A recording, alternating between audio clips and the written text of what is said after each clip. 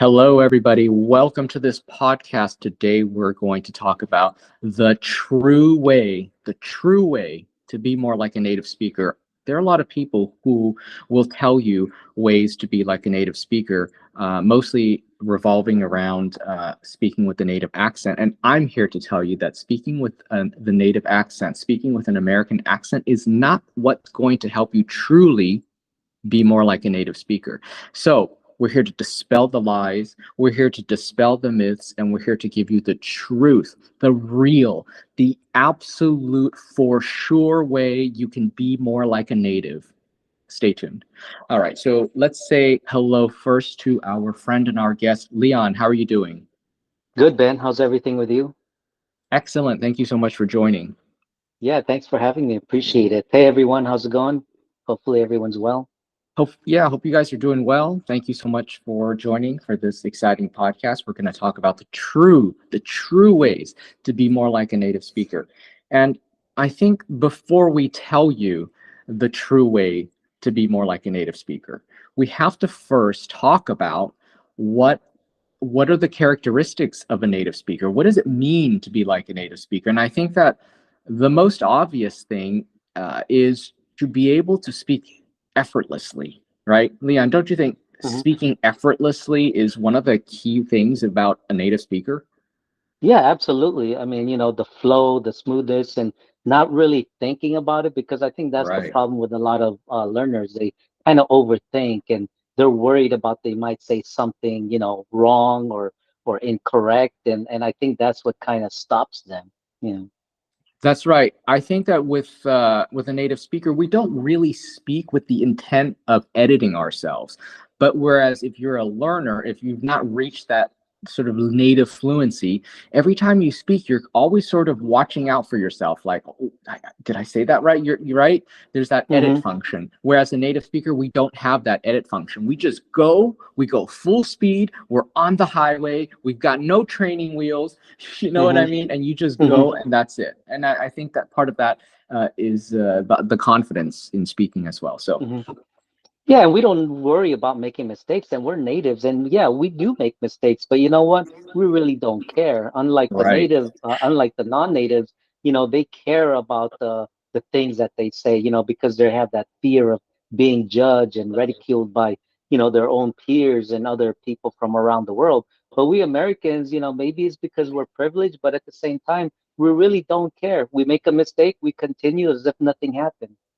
Right, exactly. And also, we also realize, okay, here's the other characteristic of a native speaker, and that is that we know that speaking English is not about, or speaking it well, is not just a question of language skill, right? It's not about speaking it with the perfect grammar, although we do get the grammar right nearly hmm every time, but it's not about paying attention to grammar because when you're paying attention to something like that, you're not native.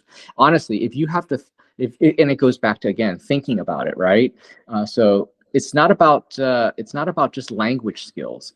It's about mastery of the language, having mastery of the language to be able to reposition everything, to understand that the language, really any language, your own language, your native language, you can do this masterfully.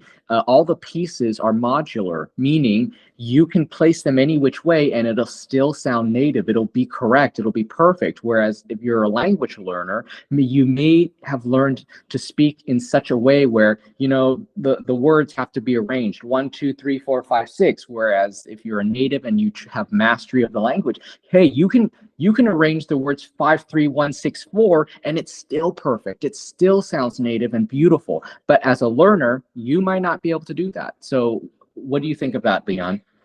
Yeah, I think it's a great point because when you said about that mastery and they do one, two, three, four, and sometimes when they do this, they sound very robotic and it doesn't have any Right. feelings, any Right. emotions, and we can guess this. I mean, when they're trying, it's like they're forcefully saying something, and we understand this. We can hear it, we can see it, and it's awkward, it's weird, and yeah, don't stick to that script or that kind of rule and just go at it. Yeah. And the other thing that is very important, that is really a very important characteristic of a native speaker, is the the consistent and coherent identity, cultural identity, right, that they Hmm. possess. So, in other words, a native speaker or native speakers in general, they have a consistent cultural identity. As a native speaker, we all grew up in America. We're all American. We all consumed the same culture, the same TV shows, the same music, the same general experience growing up. So we have this cultural identity that is consistent. And so when we talk about things by referencing certain events, certain people, certain whatever it is, news even, we understand in one word what that person is saying. Whereas as an when you're a language learner, when you're learning English, you are in a way an outsider. So, as an outsider, you're trying to learn English. It is very difficult for you to be a part of this culture and possess this cultural identity because you weren't raised with it. You weren't, what it's a difference of a full body immersion in a bathtub versus a shower, right? Imagine a native speaker being the person that is sitting fully in the water of a bathtub. You're completely immersed in it. It so completely surrounds you. Whereas you, as an English learner, you won't have that same experience. The best you might be able to get is like a shower, like the water just falls over you, but it'll never really completely envelop you. And I don't know if that analogy works for you, Leon. Does that? Yeah, I mean it's great. I mean, this is perfect because, this is where a lot of English learner fail in trying to be, understand the culture, the language and everything, because culture is a very important thing. And I think because like you just addressed, I mean, we're immersed in it. We grew up at a young age, we're born and raised, and we have this culture, this identity. And I think this is what a lot of English learners don't understand, that how important culture is about. And this is where our advantage is takes place. And this is where the problem where a lot of English learners fail is because when they learn the English language, they eliminate the culture. They only learn the language. And I think Yeah. that's what stops them moving to the next level or understanding in many ways, because they don't believe culture is an important to the language. But that's where they fail, because it's everything about the language. Culture is everything about the language. The things that we talk about has culture in it, and they don't realize it. And like from jokes to being offensive, and in many ways, everything has that culture built in, and they don't understand that. And I think this is why the reason a lot of them fail. And again, this is why we have a huge advantage because of our privilege being in the US, because we grow up in this culture, not just the language, but also the culture. Yeah, and also even communication style is cultural as well. I mean, I Hmm. don't know if you've experienced this, but a lot of times when I'm using, let's say, Google Translate with somebody, uh, and I'm not talking about English, but this is a good example, and it applies. Where if I'm using Google Translate to communicate with somebody in Spanish, as I'm in Spain right now, I find it to be extremely tedious, because while the words may be understood, the communication style is so different because I'm not Spanish, they're not American. Hmm. And so it's like, yeah, it's like I get the product, but the way I get it is just very tedious. It takes a long time, and sometimes I don't feel like they fully get what I'm trying to ask. The Hmm. words are there, but I feel like the whole meaning is not there. It's almost like if you can imagine, let's say you're watching a TV show in black and white versus in color. Well, when you communicate as I have to communicate with Google Translate in Spanish, I just feel like my days are in black and white, not in color. And you will experience that, and you'll experience that as an outsider of a language, of a culture. And that is why culture is so important, because you do want to be able to communicate in color, full color, not black and white, in 3D, Hmm. three dimension. Hmm. Um, so look, it's not all doom and gloom. We're gonna give you some very good tips on what you can do to still reach this native like level. We're gonna do that. Stay tuned just a little bit. We're still going to talk a little bit more about the characteristics of a native speaker. So let's move on. Let's move on, Leon, to Hmm. how is it? that a native speaker acquires English. I think you guys need to understand this because that also helps you understand what you need to do to be more native like. And that's why we are going to spend some time in the beginning to talk about these characteristics of a native speaker. So, native speakers acquire English in a unique way. And really, we could say a native speaker of any language acquires that language in a unique way. So, Leon, how about I give you just I'll just rattle off some points and then you can Hmm. feel free to chime in, Hmm. okay? Okay. All right. All right. So here's what happens. For the first 5 years of a child's life, a child will develop language by listening to their parents and family members, right? That's how you guys learned your native language. They try to use those sounds and they mimic grammatical patterns to communicate. Now, uh, at around age 6, most children start school, certainly in America. At this point, a child will have developed adequate, although not perfect, English skills, language skills. They struggle with things like pronunciation. You know how sometimes kids say things funny, and Hmm. they use very basic grammatical patterns, right? But at school, what's very interesting also is that children learn a formal type of English, than more formal than they would use at home, and this would be the dialect of their mother tongue that they'll expect to use in public, right? It's like polite English. So the way they learn to speak in school is, we can call it polite English. They don't Hmm. necessarily speak like that at home. And school is where children make friends and they get exposed to a larger group of similarly aged children with the comparable English and language skills. And among their group, their peers, with other kids, they develop almost like a secondary language, slang, casual Hmm. English. And this is generally the experience that native speakers, or more specifically, native speakers, have with their mother tongue. This is sort of the foundation of English learning for kids in America, but not really just in America, really in any country, in any language, in any native language. And this expands and is reinforced until adult age. And this is the part that is hardest for English learners. You can attempt to mimic aspects of those experiences, and we just talked about that. Um, the culture that we all, as Americans, learn and experience growing up together. You can attempt to mimic these aspects of those experiences growing up. You can learn about formal and casual language, but for you to gain the genuine, immersive childhood language experience, this is the part I'm going to have to apologize for saying, but for you to gain the full immersive childhood language learning experience as a language learner, as an English learner, is going to be impossible. But it's not all doom and gloom. It's not all doom and gloom.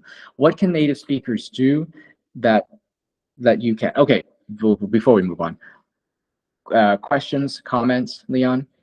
Yeah, I mean, it's great. Like, like unlike you, learners out there, like with us native speakers, we really don't sit down with grammar books and try to learn it. We kind of like we absorb the language like with sponge, right? In our environment and our surrounding, and it's really from starting from birth, right? I mean, you can say this for your own language too, and you can just apply it. But for us, this is how we learn in United States. Like for example, Ben mentioned at a young age. I mean, as a toddler, I mean, we learn how to ask for cookies before we even know how to use the verbs and the nouns, right?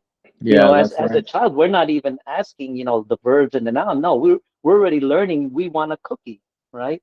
So these are the things that we learn at a very young age, and part of that is because the cartoons, the animations that we watch, like Scooby Doo and other things. In my generation, maybe it's different with your generation, like the Animaniacs, that kind of things. We often pick up a lot of things like slang, expressions, something that's comedic timing from these cartoons and these kids shows. This is where we learn a lot. And then also as growing up, the street smart, right? We natives learn the grammar rules through, like conversations, not really like in a classroom drill, right? That we learn. I mean, Right. like, we'd say like, maybe I don't know anything. Hey, dude, what's up? Other natives, if you make a mistake, we will correct the other natives. No, it's supposed to be this. It's through just a normal conversation with other natives. And then plus you got the music lyrics, and like being as a young age, like a preteen, or even maybe as a child, you listen to music like old MacDonald had a farm, right? All kinds of other type of music, uh, yeah, I mean, as a teenager too, we listen to a lot of things, music where we natives kind of tend to memorize, sing along. We use expressions, things like that. So I think these are the things that makes us so different and not really like learners out there, because we kind of immersed in it from a young childhood, and it's just basically just a conversation, of everyday life, everything that we do. Yeah, from television, cartoons, growing up as a child. Yeah. Right. And it's a unified experience. Hmm. Um, Yeah. so let's talk about what is it that a native speaker can do that you as a learner cannot, or at Hmm. least not yet. So here we go. In terms of formal language, educated native speakers can do these four things. One, use all common politeness forms accurately in conversation. Two, read academic level texts and newspapers, also popular literature. They can read and understand all of that. Watch and understand movies, documentary, and news broadcasts. And four, understand radio and follow phone conversations. You know, the phone conversations, I think, is really difficult for people, a language learner, myself included, with, for example, Italian. It's very hard to follow a phone conversation because sometimes, let's say, the sound quality isn't good, or there's some interruptions. Same thing with film, movies, where there are some, let's say, interruptions when somebody is talking. It's really hard to follow. People are having an argument, very hard to follow. You're never going to, however, have a native speaker who can't follow an argument. We can follow arguments. We can follow when people get interrupted. We can follow when there are simultaneous, let's say, two, three conversations or people speaking at the same time. But the problem as a learner is that if there's more than one input for you guys, it might become very confusing and might become very hard. And so anyway, these are the four things with regard to formal language that an educated native speaker will not have problems processing, which is, once again, all the polite forms of the language, to use it properly in conversation, to be able to read newspapers, academic texts, literature, watch and understand movies, uh, TV shows, understand radio, and completely follow and understand phone conversations. Comments, Leon? Yeah, absolutely. For me too, on having a conversation, we're very comfortable in terms of switching, right, from formal to informal. That's right. It's just easily, it just comes easily to us. And I think this is where a lot of the learners have difficulty, because what they learn from schools and other English, teachers out there, they learn the formal, and they really don't get the understanding of the informal, the Yeah. casual. And for us Americans, that's where we come to place where we kind of switch, right? We can be Yes. in a formal situation and we talk formal, and all of a sudden we'll throw in some very informal Yes. phrases or informal things, and it just catches people, out of the loop, right? So I think this is a thing that I believe that learners must also understand. Yeah. And you guys can ask yourself this, because I have found this to be the case for me when it comes to Italian. So I'm watching a show in Italian, and when people are just having a natural conversation, it's hard for me to follow it completely. But what was really interesting is that in the same show, it goes to the scene where these detectives, these policemen, they were speaking very formally, right? Because they're Hmm. talking Hmm. about investigating a crime. The way they were talking, it was easier for me to follow that. Why? Because they were speaking clearly, slowly, almost like a lecture. They were using formal more formal language, and I was able to understand that. But it was really hard for me to understand when people were just talking. When people were talking, they were yelling, they were having a conversation, they were doing things. It was hard for me to follow that. But it was not hard for me to follow a conversation when they were in a meeting room and speaking in a formal way. So I know you guys have experiences as well. I'd love to know if you have. Leave a comment. Okay. The other thing that a native speaker can do that you can't, at least not yet, in terms of now casual language, is that a native speaker can use slang terms, curse words, and such accurately, according to context. That's so important. Accurately and proper contextually in the proper context. They can adjust their accent and use casual language to be more or less casual depending on the context and who they're talking to, like you said, Leon. And also, thirdly, they can understand humor and things like wordplay, nuance, and double meanings, double entendre. So this is why, for me, it was really hard following just regular casual conversations in Italian because my Italian isn't great. And in casual conversations, yeah, people tend to use more slang. They tend to use curse words. They tend to play with their accent or language, or they might throw in some humor. They might, there'll be wordplay, and there's all sorts of other elements that makes it really hard for us to understand, right? A language that we're learning if we're not yet fluent, or certainly not yet native like. So what do you think of that, Leon? Yeah, absolutely. I mean, a lot of things that you mentioned, especially like the sarcasm, right? We have a lot of sarcasm, and we know how to play around with it. Like you mentioned, play with words, and we pretty much even the intonation, right? I mean, depends Yes, on we use the yes. intonations because during the intonations we can be sarcastic in some ways without you even realizing. Our intonation Exactly. can play Yeah. even negatively or positively, depends on how we say it. It's not just that word. It's like you're thinking, oh, this phrase or something is positive. No, but if I change that intonation, that can sound pretty negative. So it really immersing yourself in understanding that because intonation is a huge part. Yeah. Yes. Like you mentioned, slang and all that, and also regional too, like regional accent. That's also an advantage Right. of And us yeah. understanding because of certain places of the states and different accents. Yeah. Hmm.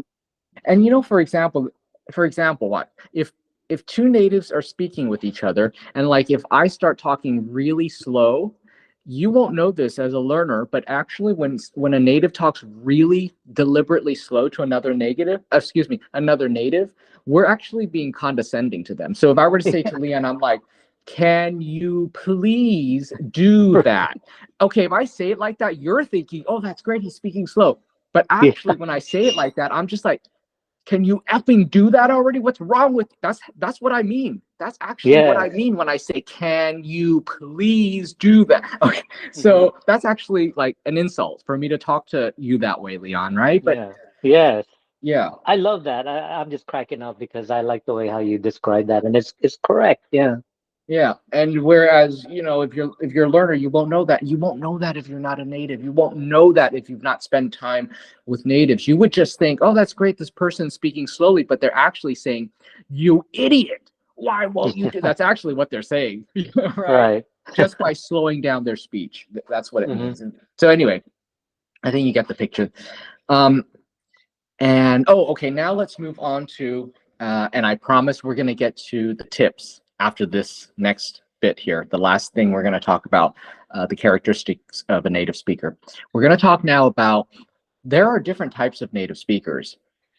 Okay, so many people are overly focused on improving their English skills. They overly study grammar, for example. And you see, English is not just a collection of skills, as I said earlier, but language is also a medium that unites and divides different native speakers in different ways. So it creates a common group identity, which you must be immersed in if you want to be native like in your target language. So First of all, I want to tell you guys that every native speaker has an accent.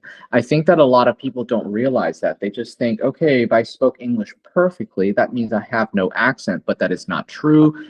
Americans all speak with an accent of some sort. It's like a regional accent, it's geographical. And this accent communicates background information like where they're from, what part of the US they're from, perhaps their age, certainly their level of education.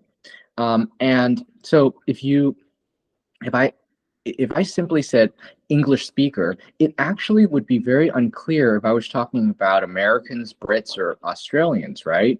But if I were to say, I'm sorry, but you'd have a better idea of who I was talking about if I were to say, oh, Southerners or New Yorkers, Californians. Native speakers know what I mean when I say he sounds like a New Yorker. He sounds like a Southerner. He sounds like he's from California.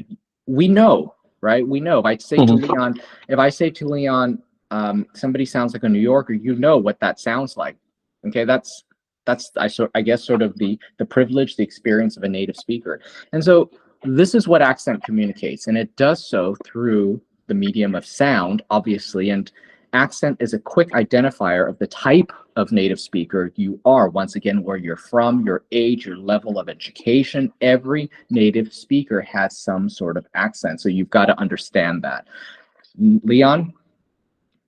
Yeah, absolutely. I couldn't agree with you more. I mean, like if we're in the East Coast and we pronounce a T like mountain, like that, they automatically know we're from California or in the West Coast. I mean, Yep. because they may not speak that way, or someone from Chicago may use a certain word.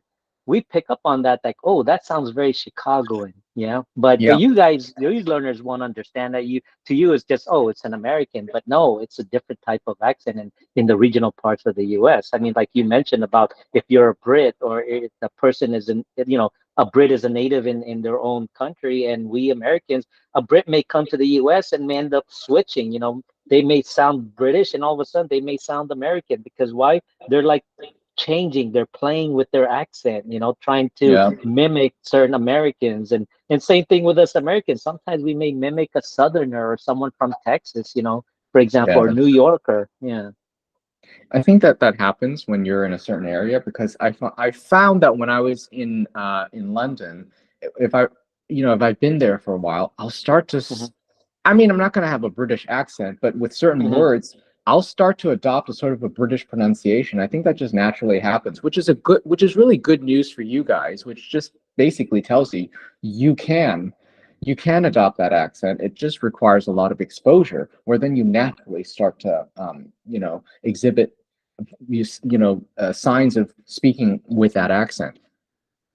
And Hmm. look, nobody's going to confuse me or Leon you of being from New York. There's no way, right? So Hmm. Hmm. we just don't sound like a New Yorker, plain and simple. Yeah. That's it. So Hmm. okay, finally, guys, we are going to give you the tips. We're going to give you the tips, the true, real, no BS, the true ways you can be more like a native speaker. So anybody Now, who's told you, yes, before you continue with that, I just want to add on about this area about the things. And a lot of us natives too. I mean, we break a lot of formal rules, right? In the grammar, yes, and we that's right. still sound correct. It's because of Yes. how we are, right? So this is a very important thing. And then also the slang, right? Like the slang things. We have different regions, so we may use a slang word in California or in LA, but when we bring that slang to say ATL, which is Atlanta, they may not know that slang because we have a Yes. different slang, right? Same Yeah. thing with Atlanta. If they use the slang words to us Californians, we may not know that because every region have their own slang words and their own, phrases. So that's another thing. We'll understand the phrases, but they use it in a different way that they understand that we may not understand. So I think that's very important. That's why I wanted to touch base on that. Yes, and that's so true when it comes to, and you mentioned ATL for Atlanta. So it's so true when it comes to like location and places. Like, Hmm. for example, nobody, Americans just do not say I'm from, at least people from LA. We don't say we're from Los Angeles. We say we're from LA. If you say Yeah. Los Angeles, we know you're not from LA. You probably aren't even from the country. Yes. Same thing with, most people say, okay, so I'm from California. We're not going to say Cali. Nobody from California says they're from Cali, but I hear people say Cali.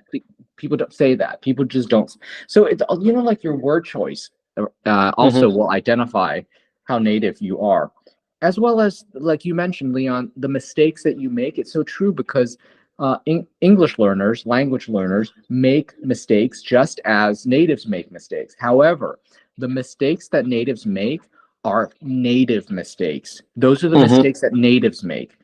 Language learners, they make a different kind of mistake. They don't necessarily cross over. So that is Hmm. further how you can tell somebody is native, because they make native mistakes. They don't make English learner mistakes, right? So that's another difference. And we Um, tend to contract things like casual speakers, right? Like us, like natives. I mean, we're not going to say, "What are you doing?" We're just going to jump up and say, "What you doing?" Right? yeah, So what it's what are that you doing? connection. Yeah, Yeah, or exactly. what you doing? We're not Hmm. going to say what are you doing. No, that's Yeah. just, yeah, it's too long. It's Hmm. yeah. So we'll say what are you doing, or what you doing. Hmm.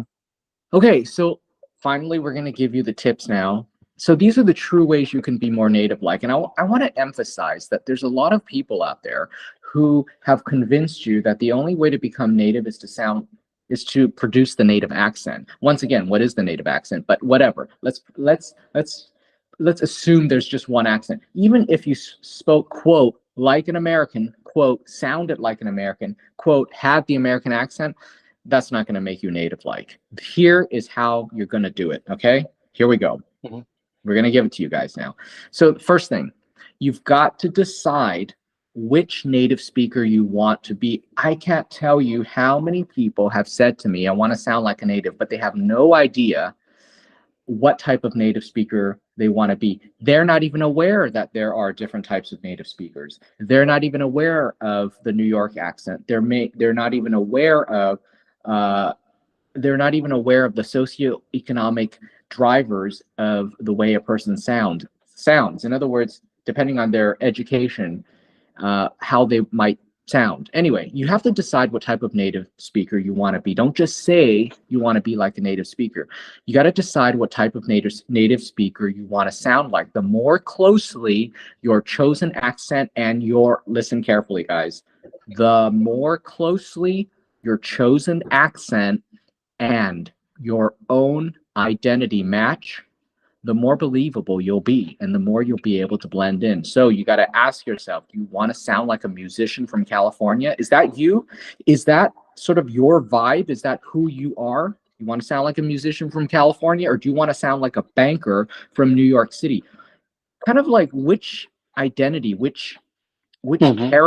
which character is you, which identity is closer to who you are. Choose that one, and learn that particular accent. But not only the accent, you've got to also understand how this person, how this musician from California, how this banker from New York lives. How does this character live?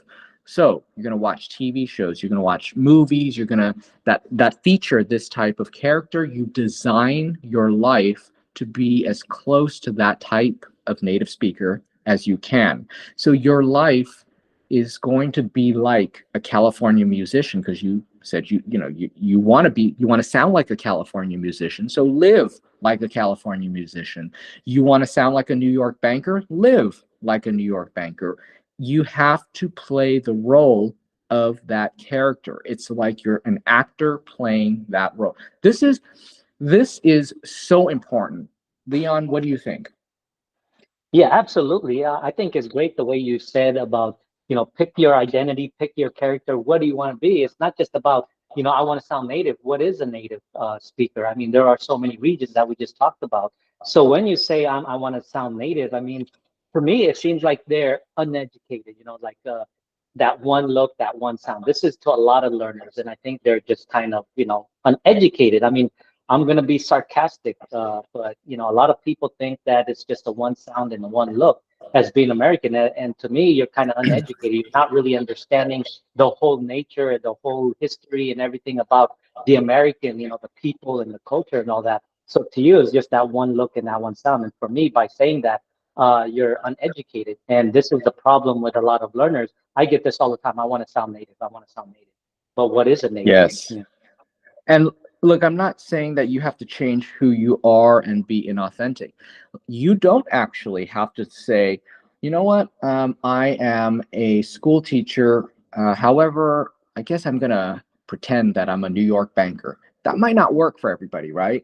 So what you got to do Hmm. is you're thinking, okay, I'm a school teacher. I'm always going to be a school teacher. I identify as a school teacher, so I'm not going to change. Okay, that's fine. So now what you do is you're going to watch a bunch of movies and TV shows that show American school teachers. And then, you know, after, consuming a lot of that type of content, you'll know how American school teachers speak, the type of lives they lead, the things that they're into, their behaviors, their idiosyncrasies, their weirdness, their whatever it is that they're into. You have to learn. If you decide, okay, you got to know who you are first of all, right? So if you're, let's say you're a science nerd, okay, you do you're a science nerd, you want to stay a science nerd, you really identify as being a science nerd, no problem, go watch TV shows that feature a lot of science nerds, and you'll know how they behave, what their likes dislikes are, what's on their mind, what is their essence, how they speak. You become that same character, only the American version. That's how you become more native like, guys. Okay, let's move on to another tip, second tip. You have to have the right body language, guys. One more time, you've got to have the right body language. So accent is the connection between culture and how you sound, but language is the connection between culture and how you act. So no culture on earth relies just on the spoken word to communicate, right? Nonverbal communication plays a big role in all human interactions, and it's done primarily through body language. So there are a lot of cultural differences uh, between, like, there are a lot of cultural variations in these types of body language that I'm going to list off right now. And you're going to have to develop the American version of this type of body language. So I'm going to quickly list them off and then we can talk about them. Eye contact, head nodding, casual touching, shaking hands, kissing and hugging, a variety of facial expressions, and hand gestures. So, eye contact. If in your culture you don't really make eye contact, I got news for you. You're never going to be native like if you come to America or you interact with other Americans and you don't make eye contact. That's really important. Leon, don't you think that when you speak to someone and they don't make eye contact with you, you think they're weird? You think they're untrustworthy? What else do you think about somebody who doesn't make eye contact when you speak with them? For me, it's like rude because you're not Yes. into the conversation. You don't really Yeah. care about the conversation. It's Yeah. like you have something to do, you want to leave, and you're just not in the mood. And to me, that's my impression. Okay, you have no eye contact. You have no interest. Why are we even having this conversation? Why even I'm talking to you if you're not giving me eye contact? You seem like you're busy and you want to do things. So let's end this conversation. I'll go do my thing. And also, like, the other day, I was watching an interview. It was a talk show. They were interviewing this actor, and while he was speaking, he would not maintain eye contact with the interviewer, and that to me signified that what he was saying was not authentic. It's like he looked away, he kind of looked down, and I'm thinking, oh, he's really trying to think of the best way to say this in a way that maybe will sound really good, but I know that's not what he's really thinking. And so that's the problem when you don't make eye contact. I think that you end up being not trustworthy, inauthentic, or something's off. I always think when people are afraid to make eye contact, something is off. So Hmm. culturally in America, speaking without making eye contact is not a comfortable thing. I will say, at the very least, the if I gave you the benefit of the doubt, the best thing I can conclude for you, if you're not willing to make eye contact, is that something is off, something is not right. But it can go, it can be worse. It could mean you're untrustworthy, you're lying, you don't even believe what you're saying, all of those things. And you're not engaged in the You're conversation. not Yeah, I love engaged. that. It's mostly Yes. lying. Yes. Speaking of engaged in the conversation, another type of body language is head nodding. If you don't nod your head to acknowledge. Now, I'm not saying that you're constantly nodding your head. Then it's like you need to go to a doctor. What's wrong with your head? But You're a but you do, bobblehead or something. yeah, bobblehead. You need to occasionally nod so that people understand that you're following them. You're not like just okay. For example, you don't. Now we say you need to have eye contact, but at the same time, here's what happens when you have eye contact, too much of it, and no head nodding. Imagine you're like a robot. Your eyes are just completely focused on that person. You're making nonstop eye contact, and then you're not nodding. So you're just like this robot, and it's like that's freaky, right? So Yeah, yeah. that's like eye contact gone wrong, coupled with no head nodding. So occasional head nodding is absolutely necessary. It's a very native thing to do. You have to do it. If you don't, good luck. Yeah, that's very creepy. I mean, if there's like, fixated in you and your Yes, eyes and you're actually looking at it and not doing anything, I mean, it gives you that creepiness. Like this guy's a totally. psycho and what's he doing? And Yes, yes. is he having bad thoughts about me? And Yeah. what is he doing with his, eyes? And yeah, your mind starts to wander. And we don't want to be surrounded by that because for some reason you can be a psychopath. Yeah. Seriously, I'll tell you a funny story. A few months ago, I was at this hotel in Spain, and I was complaining to the manager about the internet. And while I was talking to her, she just like locked eyes with me, like she almost to the point where she did not even need to blink while I was talking to her. Not, but she wasn't nodding either. And I was like, oh my God, she's really Yeah. creepy. Like, what is wrong with this person? And I was thinking, like, are you hearing me or are you like looking into my soul and putting a curse on me? Yeah. What's you hearing what I'm saying? So this is the Mhm. problem when there's too much eye contact, not enough head nodding. Yeah, at least, smile a little bit, kind of like, yeah, like you said, nod a little bit, kind of make some kind of interact with that you're agreeing or maybe disagreeing, or at least show some kind of an emotion, like you said, instead of looking like a robotic figure there. Yeah. Yes. Um, let's go to let's talk about like touching, physical touching. So sometimes it's appropriate, sometimes it's not. A little bit is appropriate. There's certain touching that is appropriate to sort of convey that, yeah, I get you. Somebody's telling you a sad story. A gentle touch on the shoulder or a touch on the hand or something. It's okay. It's good. It's encouraged, just to let people know that I hear you. I feel you. I'm empathetic. I'm so sorry for what you're telling me. So there's a certain type of touching that is appropriate. It includes also shaking somebody's hand. It's a very American thing. I know that not in every culture do people shake hands. I think also the pandemic has thrown a wrench in this as well. But yeah, for the most part, I think handshaking is a good thing. What do you think about appropriate touching, Leon? Yeah, it's a touchy situation. I mean, like if you're at work and you tend to touch somebody, especially if you don't know them that well, I mean, you can get into a lawsuit.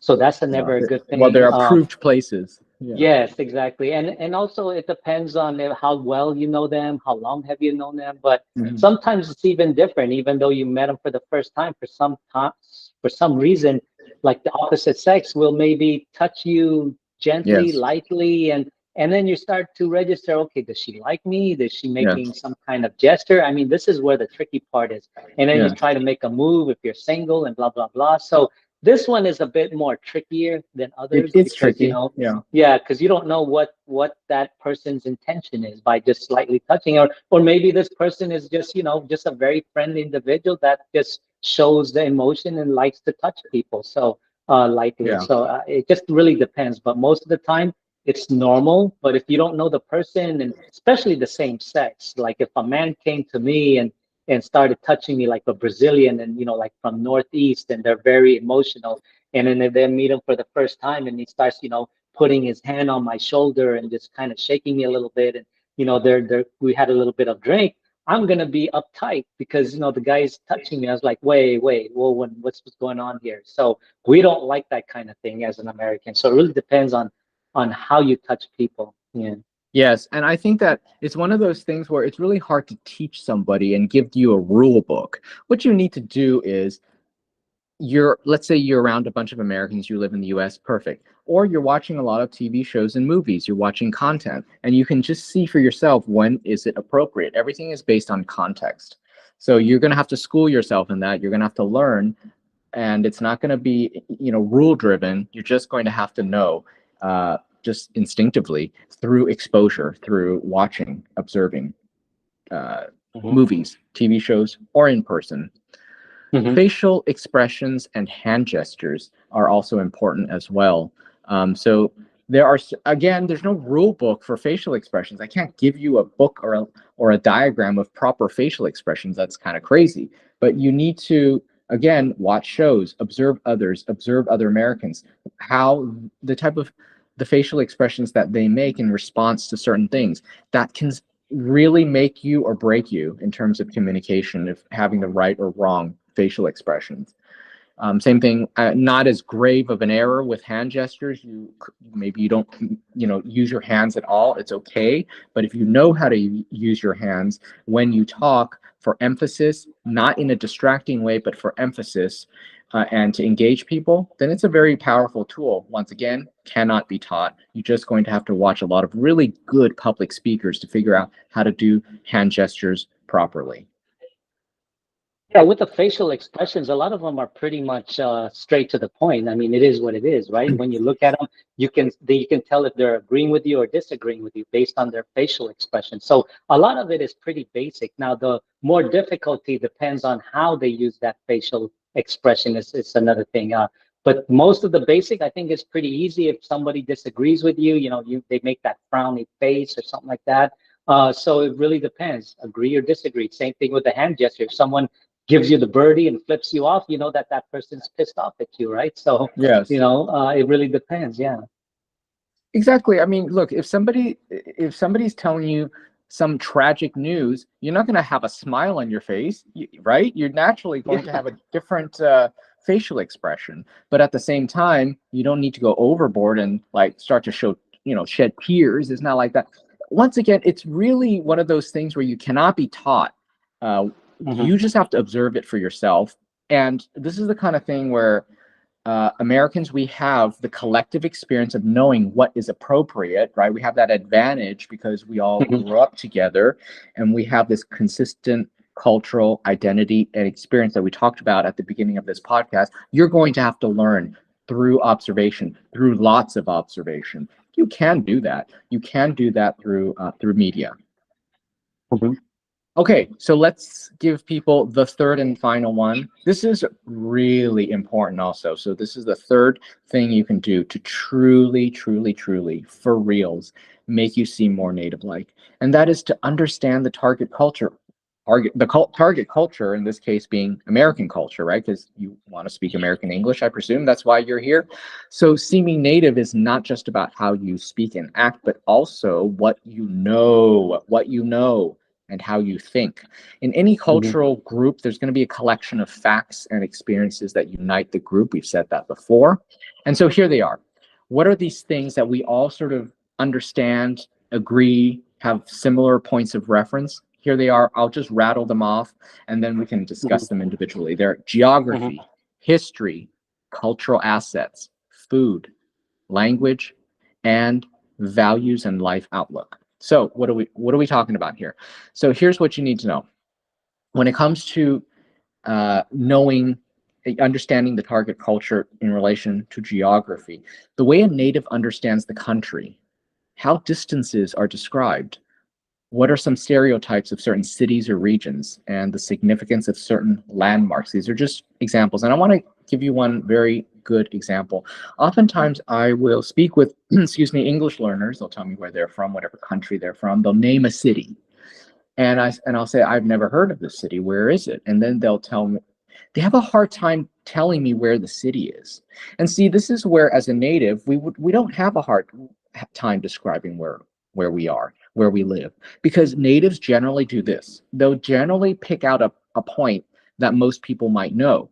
So if I tell you a city that you don't know, let's say it's Springfield, you're like, I don't know Springfield. Well, this is what an American would do, and this is what you need to learn to do. You need to learn to do this. most people know where New York City is, right? So I would say, you know, New York City, and they'll say yes. Well, I'm about 4 hours west of New York City. So this is a very specific way of describing a place. Why did I just say 4 hours west? Because a lot of times Americans describe distances in terms of time. I'm not going to tell you I'm 600 miles from New York City. Yeah, I could, but we care more about how long it takes to get there. So we'll say, yeah, I'm about 6 hours west of New York. Uh, do you know what I mean, Leon? Like I'm not Hmm. going to, so I think that understanding something like this, how to describe geographic places like this makes you more Hmm. native like. Because if you start saying things like, yeah, I'm about, 50 kilometers from this whatever, what? You know, that doesn't work. That doesn't work. Hmm. Yes, if I described like I went to Indiana, I went, oh, what part of Indiana did you go to? I went to Mishawaka. Mishawaka, where's Huh? that? It's like Yeah. close to South Bend, Indiana. Where's South Bend? Oh, Still it's don't know. about like 4 hours, from Chicago, driving from Ah, Chicago. gotcha. Oh, okay, got it. Yeah. Yeah, Yo, exactly. wait a minute. Chicago is Illinois, and you're Indiana. Yeah, you cross the border. It's like Hmm. on more closer to the border than it is more inland and that kind of stuff. So you Yeah. can describe in many ways, and then also we native speakers, we understand like the local landmarks. We use the local landmarks to Yeah. Yeah. the big ones, right? Like Hmm. Yellowstone, all of that stuff. Like us, we're from LA, so we know like Big Bear, Mountain View, that kind of stuff. Yeah. I mean, sometimes people might even say, yeah, it's about, like a 2 hour flight from New York. Mm-hmm. It's not that far. Right. So, Yeah. like, again, I can't give you a list of how to describe things. This is stuff that you learn through absorption, through watching a lot of movies and TV shows where you can just figure out for yourself, how do people describe things like that? And honestly, if you are not able to describe geography and distances in this way, you're not going to be native like, no matter how good your accent is. Let me repeat that. No matter how good your accent is, because accent is only the superficial way of being native like. We're telling you the real way of being native like. And which means even if you spoke with an accent, but if you get these things right, like you're able to describe with ease and using the same type of metric as an American, just distances, that's going to make you seem more native like. And we're talking about, like, for example, history, the way a native understands their country's history, right? How they see themselves among other peoples and countries, knowing the importance of certain holidays and certain famous figures. So if you speak to an American and you sort of don't get why Thanksgiving is such an important holiday, bam, we know you're not a native. Mm-hmm. Like, any and every native understands how big, how important Thanksgiving is. It's just ingrained in us, right? Hmm. Yeah, and that's part of the culture, right? The Right. things that we talk about, the history. Yeah, I mean, for us, it's more like a storytelling. When we're talking about history, we're not going to just go like a book type of history, how we're going to sound like a historian or something like that. No, we're going to do like storytelling when we talk about our history, World War II and that kind of stuff. So yeah. Yeah. I mean, even down to things like, and this is before our time, but I know that like older people, like boomers, it was very big among them to be like, you remember where you were when JFK was assassinated? That was Yeah. like a huge thing. So Right. of course, this all varies depending on generations, but and then there's going to be a generation of people who are like, you remember where you were when 9/11 happened, right? So Hmm. these are the Hmm. common things that bind people together. Um, what else? Um, Michael Jackson, you know where you were when Michael Jackson died? What were you uh, at that time? I mean, that's a big thing. Michael Jackson is like an yes, icon, an American icon. yes, Yeah. yes. When Hmm. certain things happen like that, when an icon passes away, when there's a Hmm. tragedy or something like that, yes, absolutely. Hmm. Um, Also, now let's talk about cultural assets, movies and television shows that all or most natives know and relate to, famous authors, musicians, music that define certain eras. So if you know these things, that it totally helps you be more native-like. Um, I think very much so with music and movies and TV shows. Really, pop culture Hmm. really is what we're trying to say. Hmm.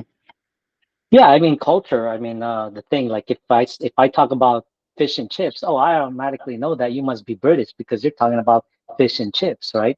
So for us in terms of the culture, I mean, yeah, famous musicians that we talk about, things of how we dress, our appearance, what kind of shoes we like, and the jewelries, and what kind of music we like to listen to. I mean, all of this pretty much plays into our culture. And fashion, of course, how we dress, how we talk. It's just also part of a culture. Yeah. Yeah, and you mentioned food, so that's the next thing on the list. And yeah, absolutely. For you to be able to understand the foods that natives typically like to eat, their understanding of foods from other countries. So it's not just about how Americans like American food, but it's what Americans think about other foods, foods from other countries, right? There's certain things that we're just like, ugh, gross. If you don't think it's gross, then I mean, of course you can think however you want to think, but you got to understand that natives typically maybe might think of something as gross or not gross, you know? Like for Hmm. example, and this is very interesting. So for example, Americans think that meat that is not browned, in other words, we like meat that has some color on it, right? Browning from Hmm. high heat. We expect and we like meat to have color on it. Whereas, like when you go to the UK or even sometimes in Europe, the meat doesn't necessarily have a lot of color. It's kind of cooked but gray, and to us, it's like, oh, that's really gross. We need to see some browning. So you might not know that, but if you're a native, or if you want to be more native like, you need to know that. You need to know that. Ooh, why is it like that, right? Hmm. Yeah, it's like, you go in a restaurant and a waitress is going to say, how do you want your eggs? Or how do you like your eggs? And you're just Very going to say, good. oh, cooked, cooked. Oh, Yes, what do you mean yes. What does cooked? that I mean? don't want it alive, right? So how do you want it? How do you want well, go to the podcast that we had a conversation about these things about food, and it's going to help you out. I'm not going to go into in detail. Same thing about how do you want your steak? How would you like your steak cooked, or how do you want it cooked? Yes. Go to the restaurant podcast, learn more about it. So but food is not just about, hot dogs, hamburgers, pizza, Yeah. these fast foods. I mean, we have all kinds of things. We have like meatloaf, jambalaya, shrimp gumbo. We also have the pot roast, which is my favorite. Again, go back to those podcasts that we did about the food and learn about what the American culture about food is, and it'll help you out. But yeah, food is another way that you can identify if, oh, Yep. this person is non-native because the only thing they think that we eat is fast food, all junk food, but it's Hmm. not. We're more than that. Yeah. I'll give you a good example. So in Italy, Italians do not drink cappuccino after, let's say, noon, right? It's a sort of a breakfast and morning coffee drink because it's got milk in it. Don't ask me why, but just for whatever reason, Italians do not like coffee in their milk. They don't have coffee drinks with milk in Mm, it in the afternoon. So if I go and order a cappuccino in the afternoon, they'll know immediately I'm not native because natives just don't do hmm. that. There's nothing Hmm. wrong with it, right? No, nobody's gonna laugh at you. There's no Hmm. problem, but it's just one of those giveaways. You're not native because Yeah. now obviously I'm not saying you need to eat and drink what you don't like just because everybody else is doing it, but I'm just saying in general that would tend to give you away as a non-native if you don't understand the food culture. Hmm.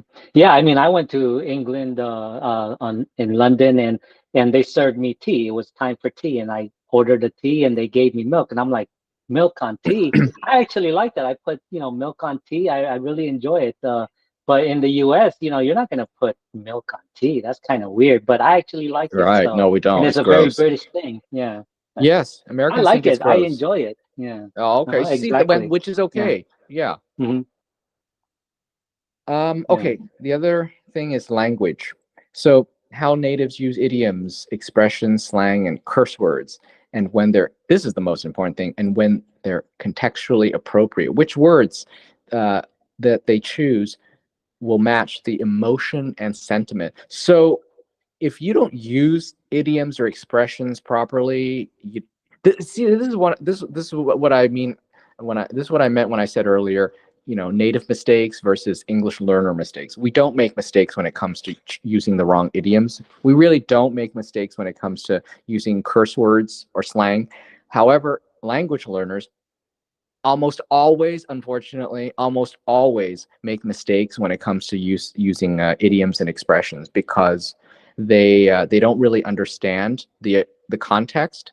It's like they understand the meaning of idioms, but they don't understand the context. Now, I'll grant you, it's really hard to understand context, and it's not something that Hmm. can be learned. It's something that you just pick up from exposure. So anyway, this is what's going to set you apart. And if you can master this, this is what's going to make you truly native like. If you can get these things right, use of idioms, expressions, slang, curse words appropriately. Yeah, I think a lot of the learners, they don't really immerse themselves in the idioms and the phrasal verbs. What they do is memorization. And Yeah. sometimes they think it applies to that, but it's more than that. It's really taking yourself and deepening understanding of it. And sometimes, like you said, they throw things around and doesn't really make no sense at all. And so these are important. Also, like curse words. I mean, I've listened to a lot of like non-native rooms in one of the apps. These are English learners, and a person, a non-native, is hosting, and he's throwing the f bombs and he's like cursing, and sometimes it's like, wow. I mean, it seems like he's trying too hard to sound native to get more people in his room, but at the same time, as a native, it's like this is awkward. I mean, this dude is not doesn't know what he's talking about. All he's using is the f bomb and trying to sound cool, and we see through that. And I think this is the problem, that they overly do, they overly think, and Mm. not really completely understand. I think this is the issue. Yeah. I sometimes see this with the overuse of the word like, because they think that to sound more Hmm. native like, they'll just keep using the word like, and I'm like, oh my God. Yeah. So look, there's a time when you can use like, and there's a time, and it'll be fine. It'll be native like, and then there'll be times when it's just a speech impediment, where it's actually a Hmm. speaking problem. Like you got to get it fixed. Go to a doctor. Hmm. You know what I mean? Right. So. Okay, lastly, values and life outlook. So, how a native sees their place in the world, their ability to shape the future, their mindset, really, is what I'm saying. What natives consider to be socially correct behavior, and what are considered social norms. So, again, this goes back to culture. You've got to Hmm. understand American culture to get this right. Hmm. Yeah, it's all about our country's value, right? Because that is our culture, our value of our country. And like sometimes it's in our mindset, it's embedded in our mindset. We don't even realize it. But this is having the culture, the mindset, and the values that we have about our country, and the pride too, right? So, and just like your country, I'm sure you have the same way too, and the same feeling. So this is what we look into. Yeah. Yes, yes, absolutely. And let me give you tell you a funny story. So years ago, uh, uh, some friends, we were staying at a friend's house. One of the friends is European, and so we're staying at a friend's house, and this girl, she hands him a pillow. It's time to go to bed. She hands him a pillow, and he takes the pillow and he just brushes it off, like he's like dusting it off as if it's dirty, and we're like, what are you doing? So that's like Hmm. socially not very acceptable, because you don't do that in front of somebody. Even if there's something on the pillow, you might do it when they walk away. You don't do it right when they give it to you in front of them. That's kind of considered rude. And then she started laughing because like we all started laughing. We knew that it was rude, but at the same time it's Yeah. past because we know that he's not American, but in fact that's just not something that you do. So again, by doing that, we're not going to crucify you. We probably will think it's funny, like we actually did, but definitely Hmm. that way is not a native when you don't understand that certain behaviors are not socially correct. Mm.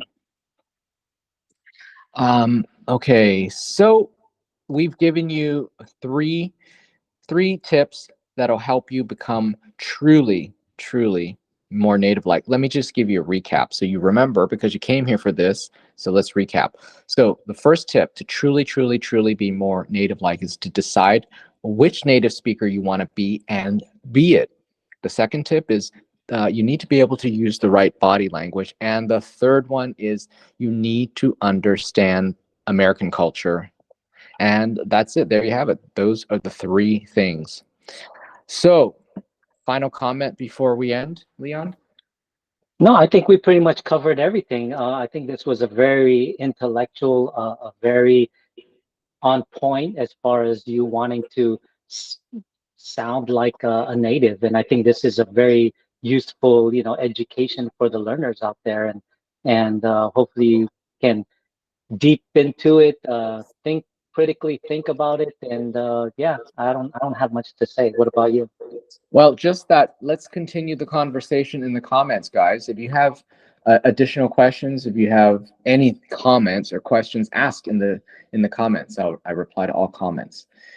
All right, so thank you so much for joining. Thanks, Leon, and we look forward to seeing you guys in the next podcast. Bye bye for Yeah, now. thanks, Ben. Thanks for having me. Thanks, everyone. See y'all later. Ciao.